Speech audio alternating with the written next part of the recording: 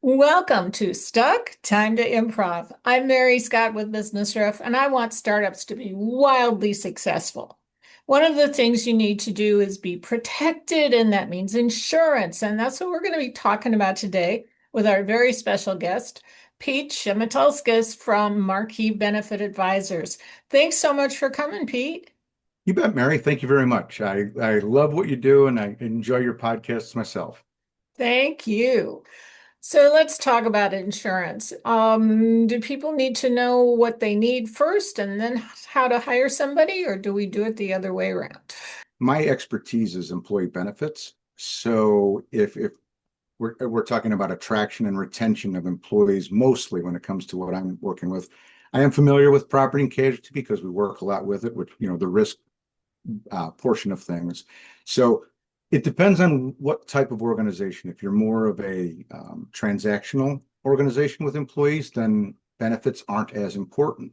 But more and more people are asking for them, and smaller employers are hearing from employees that they do need to have at least health insurance to be offered for their employees.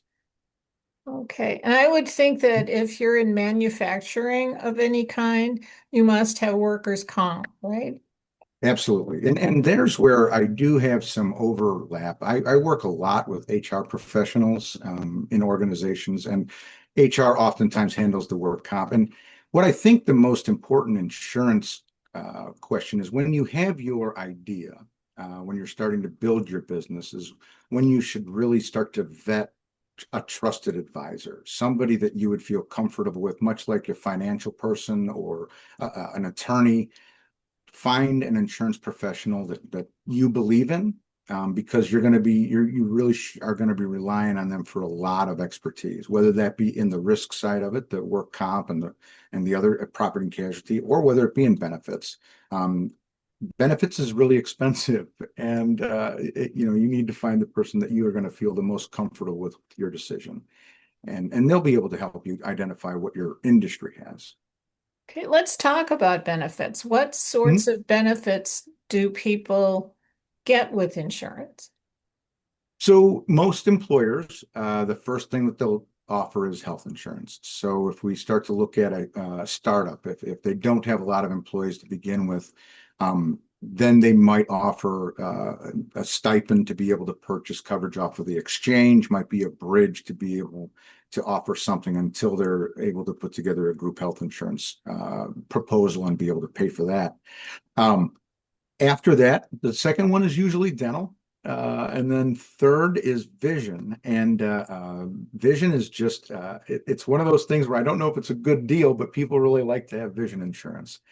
And what I think is an important part that an employer should think about when they're thinking about their employees, where well-being is life insurance, and that is a super inexpensive insurance product to be able to purchase from the employer for the employee. It's truly pennies on the dollar, and or tenths of pennies on the dollar, hundreds of pennies on the dollar. So Okay. those are some, and then there's all kinds of new things that are coming out. Pet insurance is something that we get asked a lot about. There's of course critical illness and accident policies, but then there's even programs for nursing mothers that happen to be traveling to help them help their baby be fed while they're traveling.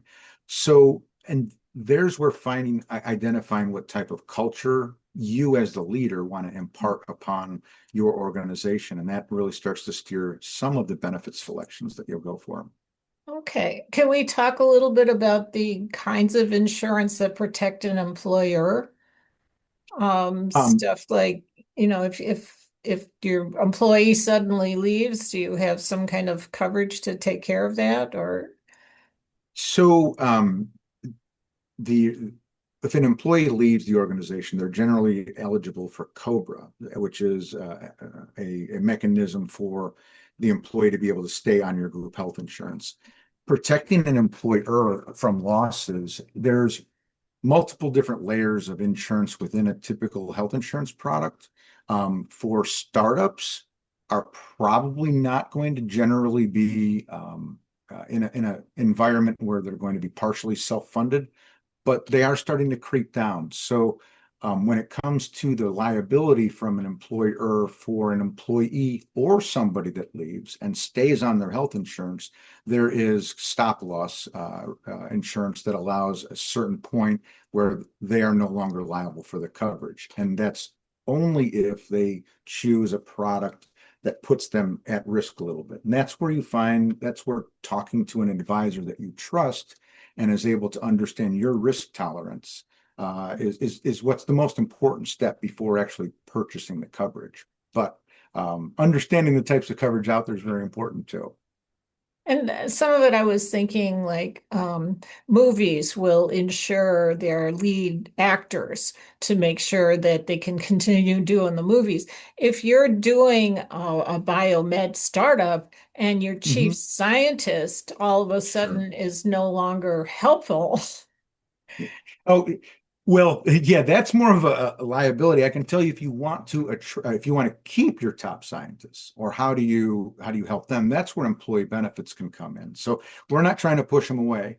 We're trying to keep them here and make them happy. So one of the things there are executive care plans where some you can have I almost want to say a supercharged flexible spending account that allows you to spend money on memberships to different places. You can get sporting equipment that is, if it's doctor approved. There's all kinds of different benefits you can do. There's also key man insurance. So if something happens to that person, you would be compensated through a life insurance policy to help pay through the process of figuring out how to replace that individual. That's not for them quitting, but that's for them if something happens to them and they're not here anymore. Right. And the solopreneurs, Mhm. the owner themselves should have some kinds of insurance benefits, right?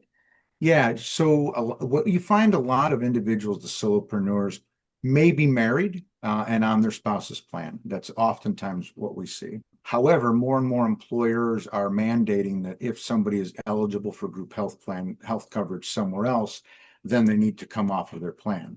And oftentimes, if you have an employer, they start to grow, the solopreneurs, they have to offer health insurance, so they have to go on theirs. But going back to the solopreneur, there are, they can go to the exchange. There's ICHRA's out. ICHRA is an individual consumer health reimbursement arrangement, and that's where you can use pre-tax dollars to purchase your insurance. So think of it as a 30% discount on your coverage if you're doing it that way. And then also the Missouri Chamber of Commerce, the Federation of Chambers, has a medical plan that's specifically for members of the chamber. And it has been a pretty darn good product. And many of the carriers will also allow for a two-person group, as long as there are two eligibles, and some will allow it to be a husband and wife or spouses. And then only one of them has to take coverage. So, but what you'll find that coverage is probably the most expensive coverage you can get because there's no underwriting to it and it's an individual product. So finding different solutions for being able to assume some of the risk yourself is another solution for the individual solopreneur. But attracting employees will usually involve health insurance, which is an expensive thing to shell out, but it's what keeps the people coming in. Okay. So this has been a lot to take in, and thank you so much, Pete Shemetulskis from Marquee Benefit Advisors. We'll put contact information into comments so people can get a hold of you later. I'm Mary Scott with Business Riff. I want startups to be wildly successful, and one of the best things you can do to accomplish that is book a call with me at businessriff.com. And join us again next time for Stuck, Time to Improv.